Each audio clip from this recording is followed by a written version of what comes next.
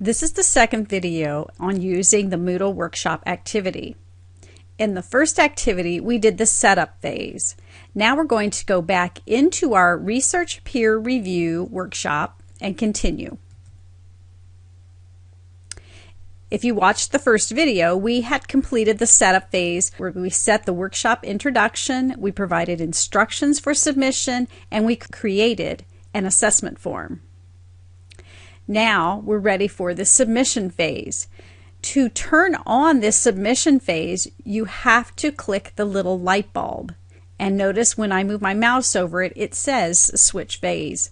So I will click on the light bulb, and it says you're about to switch the workshop into submission phase. Students may submit their work during this phase within the submission access control dates if set.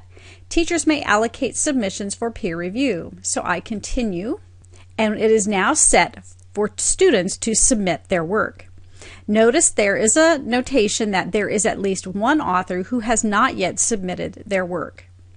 So I'm going to log off as the teacher and I'm going to log on as the student so you can see what it looks like from their perspective.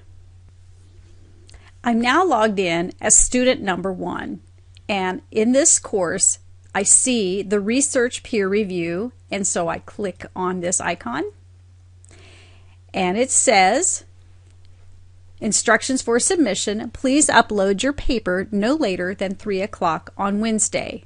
Underneath that it says your submission, you have not submitted anything yet. So I will now click on the word submit. The instructions say please upload your paper. I can give a title and my submission content. Now, although I'm having these students attach a file, upload it and attach it, you could have students copy and paste their information into this little word processing block, or they could just type their information here if you wanted them to do it that way. But we're going to add an attachment, upload a file, I will browse. And of course, students are going to have to be taught the very first time how to do this, but most kids pick up on this very quickly. There's my document. I will hit open and I will hit upload. I can see that it's there and I hit save changes. And I'm finished. Now I'm going to log off as this student, and when we come back, I will log in and be logged in as the teacher, and all of the students in the class will have their documents uploaded. We're now back and I'm logged in as the teacher. 3 of the students have submitted their papers and I want them to start doing peer review. So I'm going to click on Research Peer Review Workshop.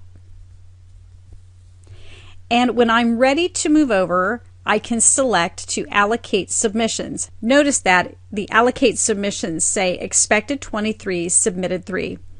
To keep things brief, I'm going to go with this right now, even though you would probably wait for all the rest of the kids. So I'm going to click on Allocate Submissions. In the submission allocation window, you can now set either random allocations where the program will generate who will review whose, or you can select that on your own.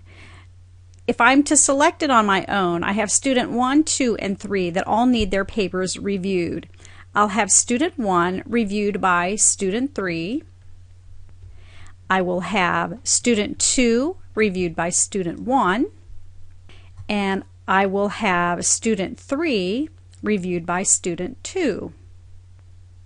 So you can now see what we have. Student 1, participant is reviewed by student 3, and participant is reviewer of student 2. And you can see that in each block, the participant in the middle column, who is reviewing their paper and who they are reviewing.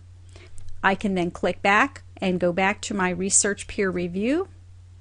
At the research peer review screen, I can see that there is now a check mark next to allocate submissions.